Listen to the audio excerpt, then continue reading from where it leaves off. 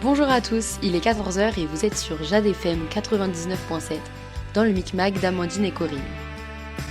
On se retrouve aujourd'hui pour l'avant-dernier épisode de notre série à la découverte du Pays Basque.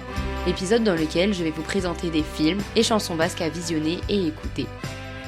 Nous terminerons l'émission avec l'interview de Anne Etxegoyen, chanteuse basque, et nous présenterons 2 autres chansons et 2 séries basques la semaine prochaine avant de finir cette série.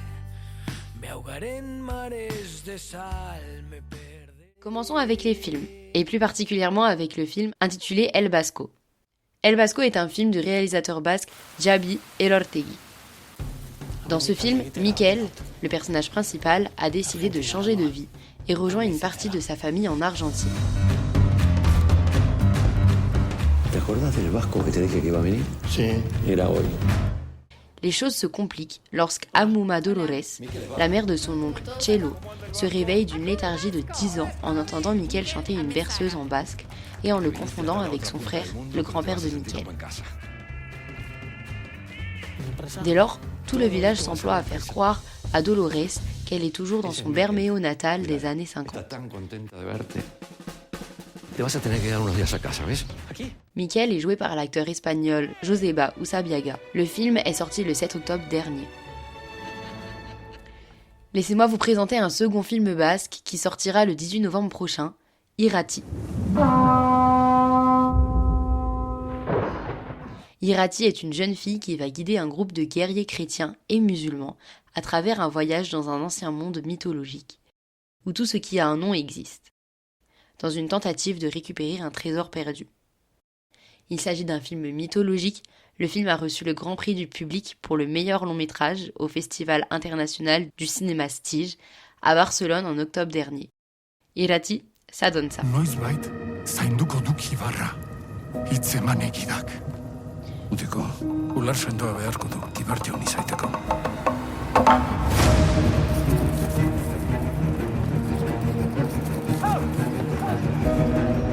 Eko gazte ezin dateke Ibar jaun izan. Neure burua aurkezten dut xumeki, Ibar jaun kristiau garbia izaiteko. Faisons maintenant un point musique. Plusieurs artistes musicaux basques sont connus dans le monde entier.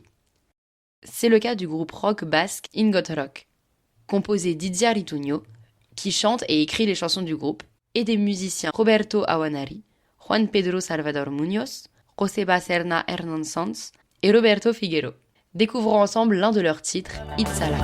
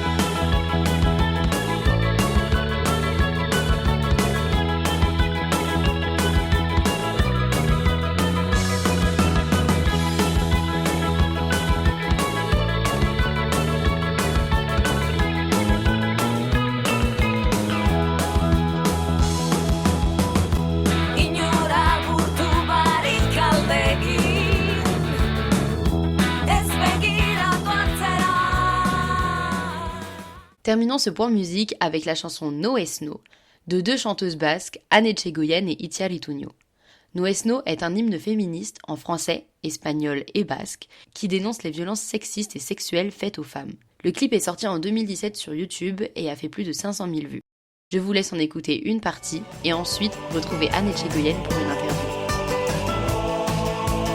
Abogada, camarera, cantante, nacimos mujer.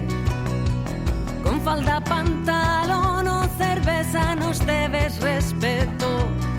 Este es mi cuerpo, lo uso como quiero.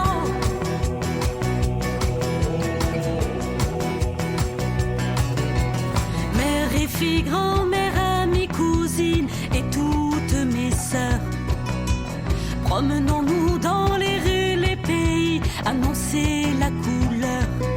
Nous sommes toutes libres, debout et en cœur.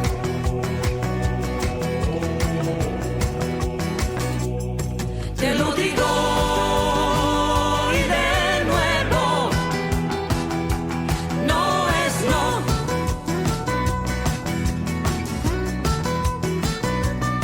Esan dizut eta berriro,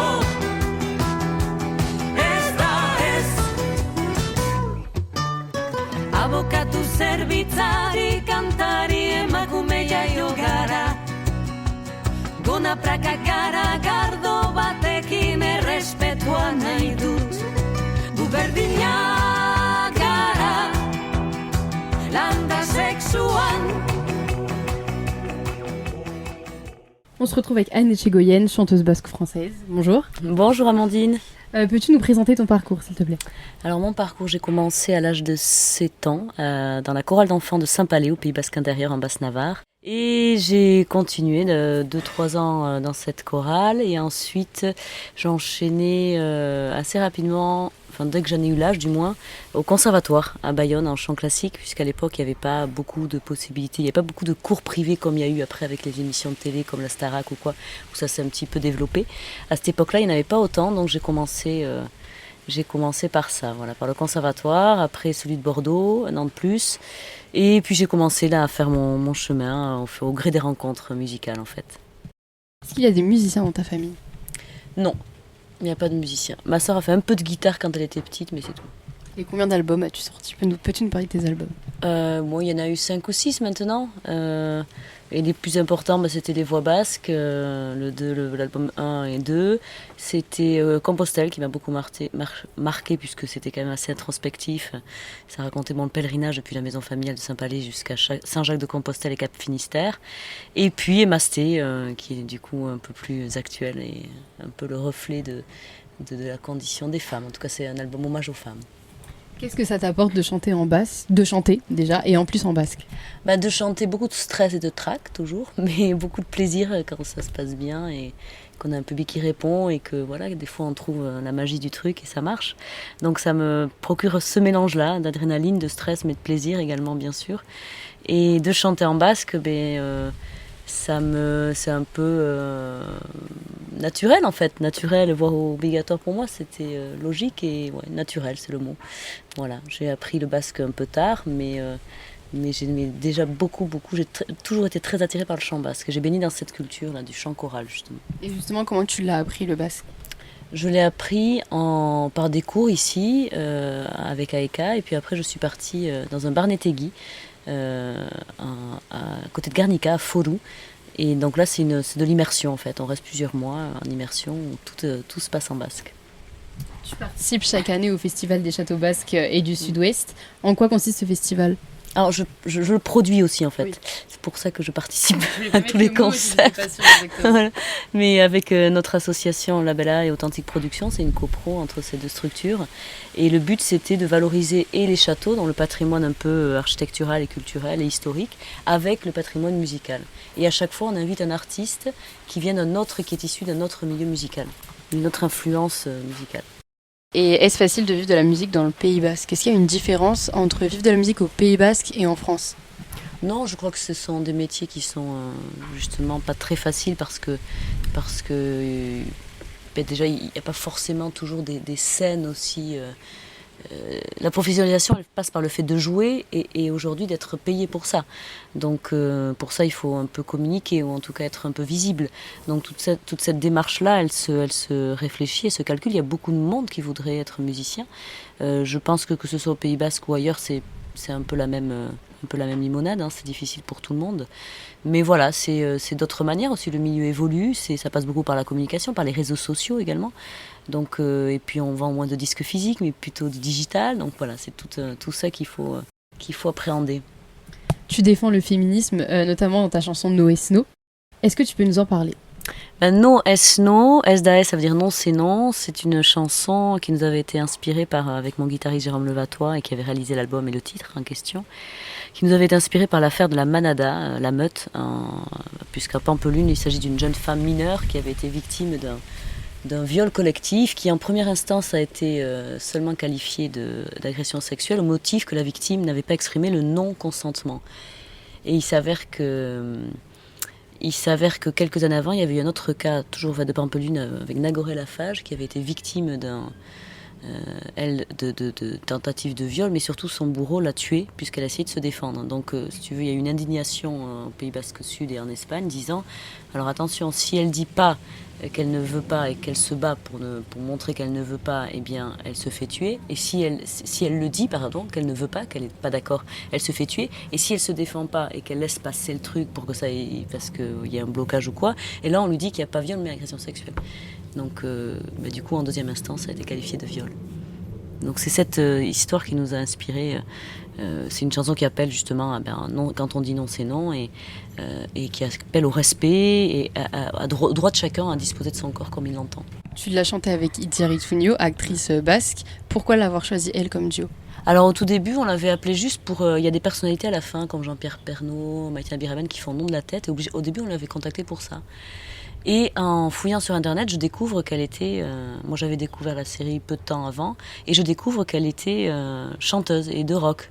Et comme moi, je la vois un peu aiguë, c'était parfait le mélange de quelqu'un qui chantait plus bas pour chanter avec moi. Ça s'est passé comment cette expérience ? Eh bien, on avait à l'époque...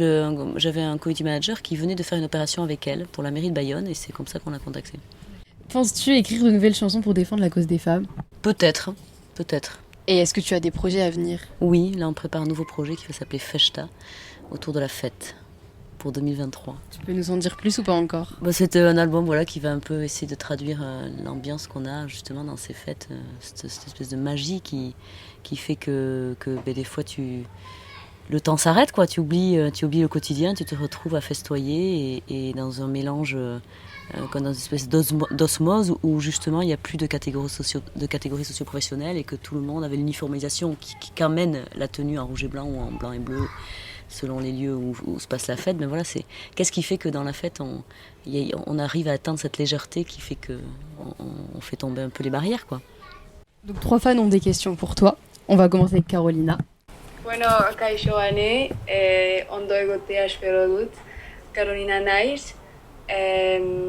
Zure abestiak maite ditudala esan nahi nizun.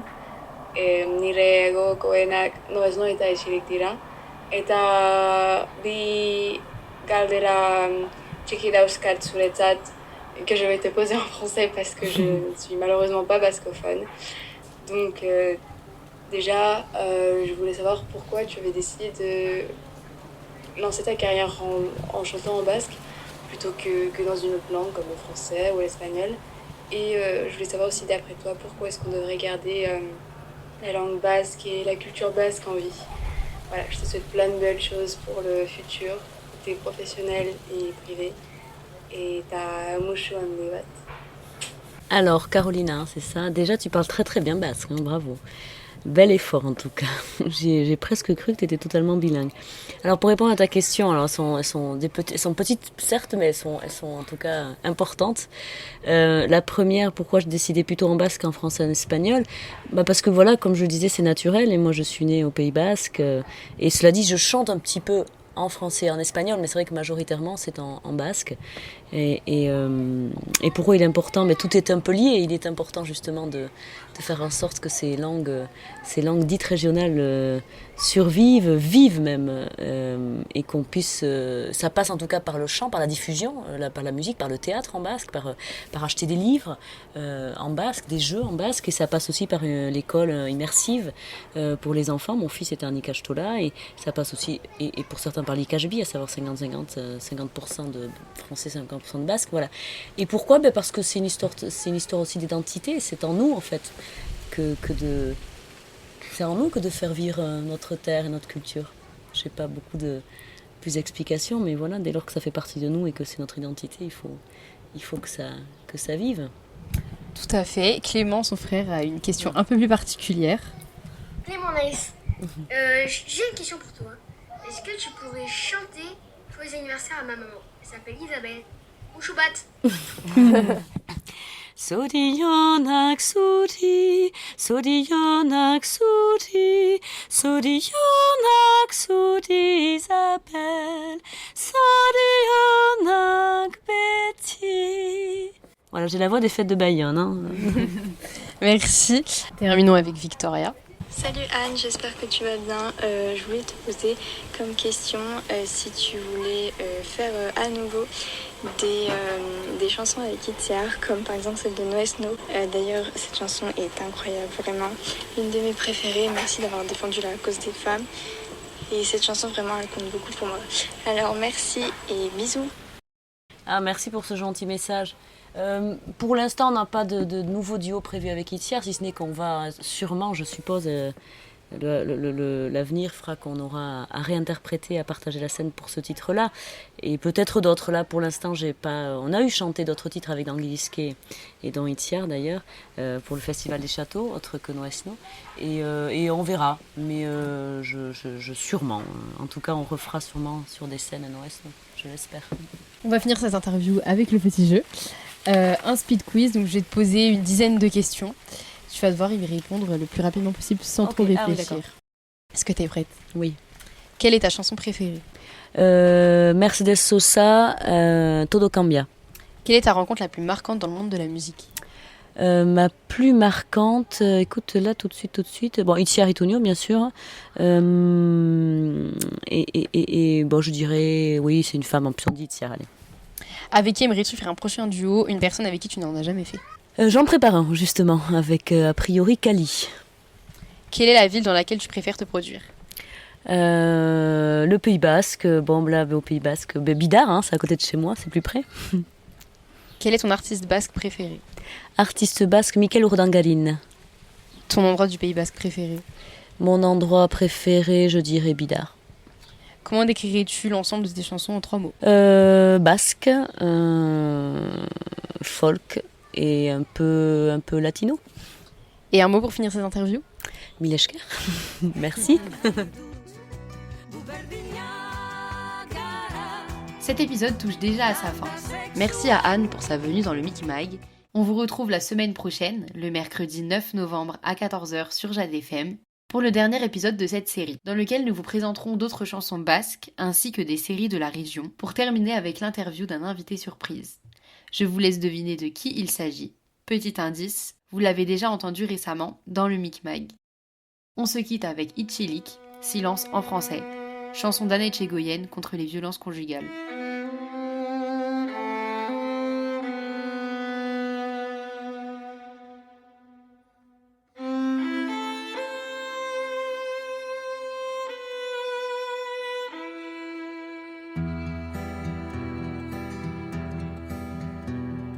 Zeru zuria itzaltzen batu, zure bizia ezin du kendu, milaka aldiz iesi zira, milaka aldiz harrapatu zaitu.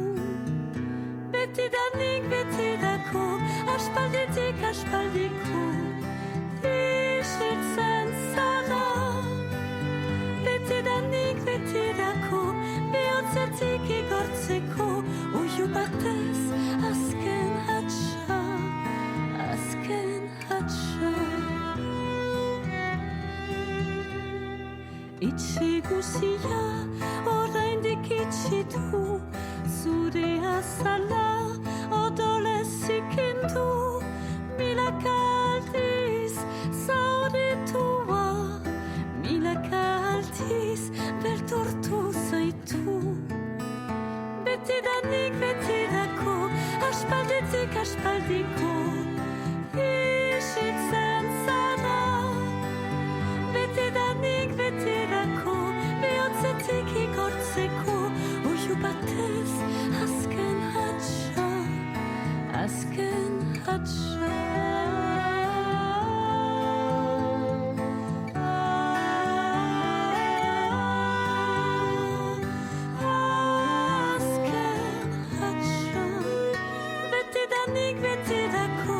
Aspalditik aspaldiko, isiltzen zara. Betidanik betirako,